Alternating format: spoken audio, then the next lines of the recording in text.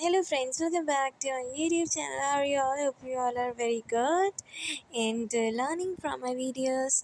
Okay, so let's start our new chapter, staffing. Okay, so staffing को समझने के लिए सबसे पहले फ्रेंड्स हम क्या समझेंगे कि स्टाफ क्या होता है। स्टाफ क्या होता है, किसी भी ऑर्गेनाइजेशन में जो भी एम्प्लॉयज़ काम करते हैं एक साथ, ठीक है, तो उनको स्टाफ कहा जाता है। अब स्टाफिंग किसे कहते हैं? उन एम्प्लॉयज़ का ही डेवलपमेंट करना, उन एम्प्लॉयज़ को ट्रेनिंग देना, उनका प्रमोशन करना, उनको उनका सिलेक्शन करना, ठीक है, और उनको कितनी सैलरी देनी है, कैसे उनको ट्रेनिंग देनी है, कैसे उनका डेवलपमेंट करना है, तो वो सब किसके अंदर आता है? स्टाफिंग के अंदर आता है। स्टाफिंग एक ऐसा प्रोसेस है जिसमें एक राइट पर्सन को finding the right person for the right job, ठीक है, तो मतलब एक राइट पर्सन को चूज़ किया जाता है राइट जॉब के लिए जिसके पास वो क्वालिफ़िकेशन हो। मतलब एक सही इंसान चूज़ किया जाता है जॉब के लिए जिसके पास उस जॉब को परफॉर्म करने के लिए स्किल्स हों, क्वालिफ़िकेशंस हों, ठीक है।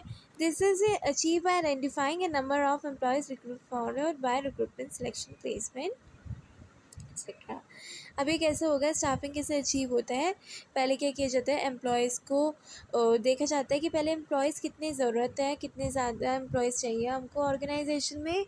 फिर उनका सिलेक्शन किया जाता है, फिर उनको प्लेसमेंट दी जाती है, उनको जॉब पोजीशंस दी जाती है, फिर उनका प्रमोशन किया जाता है। अगर वो अपना काम अच्छे से करते हैं और ज़्यादा स्किल्ड हो जाते हैं अपने काम में, तो उनको और हाई लेवल ड्यूटीज़ परफॉर्म करने को दी जाती है ना।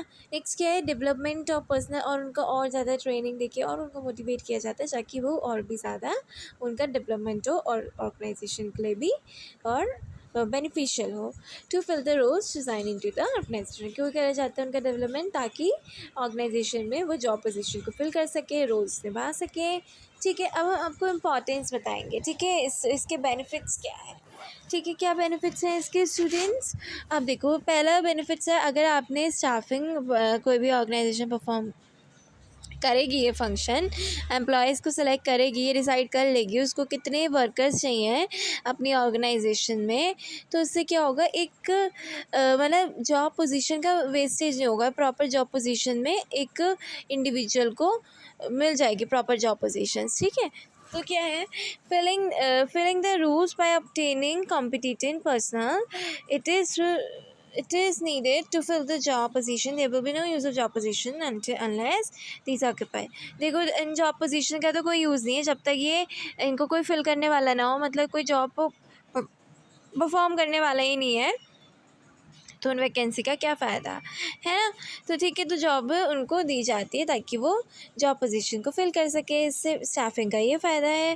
नेक्स्ट क्या है कि placing right person at right, staffing से क्या होता है, पूरे सिलेक्शन होता है एम्प्लॉयज़ का, तो उससे क्या होता है, एक करेक्ट पर्सन, एक राइट पर्सन जो कि स्किल्ड है जॉब को परफॉर्म करने के लिए, उसको ही चूज़ किया जाता है, ठीक है। नेक्स्ट है growth of enterprise. Growth of enterprise का मतलब क्या है कि अगर ऑर्गेनाइजेशन के पास अच्छा स्टाफ होगा, ठीक है, by appointing efficient staff, staffing ensures continuous survival and growth of enterprise, ठीक है। अगर क्या होगा, अगर उसके पास एक अच्छा एफिशिएंट स्टाफ होगा, एक स्किल्ड स्टाफ होगा, तो ऑर्गेनाइजेशन की भी ग्रोथ होगी ना।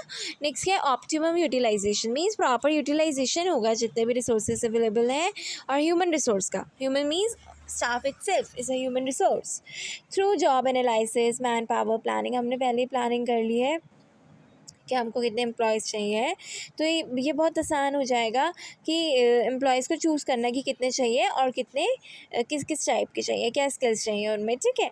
सो there are no chances of overmanning and shortage of person, मतलब बहुत ज़्यादा एम्प्लॉयज़ भी नहीं होंगे इससे और शॉर्टेज भी नहीं होगी, ठीक है। तो एम्प्लॉयज़ जो है वो बैलेंस में रहेंगे, जितने चाहिए उतने ही आएंगे, ज़्यादा भी नहीं आएंगे और कम भी नहीं पड़ेंगे ऑर्गेनाइजेशन के लिए स्टाफिंग फंक्शन परफॉर्म करने के बाद, ठीक है। नेक्स्ट क्या है, हेल्प इन कम्पीटिंग। अब क्या होता है, देखो, हर ऑर्गेनाइजेशन जो है कोई भी पैसे से अच्छी अच्छी मशीन खरीद लेगी, अच्छे अच्छे प्लांट खरीद लेगी, है ना, पर क्या है कि वो एक से वो नहीं खरीद सकती, ह्यूमन नहीं खरीद सकती, है ना। उसको अच्छा स्टाफ चाहिए, तो उसको उसके लिए प्रॉपर सिलेक्शन करना पड़ेगा स्टाफ का, ठीक है। तो अगर उसके पास अच्छा स्टाफ होगा तो उसकी ऑर्गेनाइजेशन ग्रोथ करेगी, ठीक है। एक सी मशीन, एक सी टेक्निक तो हर कोई पैसे से ख़रीद लेगी ऑर्गेनाइजेशन, पर क्या है, एक अच्छा स्टाफ जिस ऑर्गेनाइजेशन के पास होगा तो वो अच्छे से अपने कॉम्पिटिटर को विन कर पाएगा, ठीक है। नेक्स्ट क्या है, improve job satisfaction and moral of employees.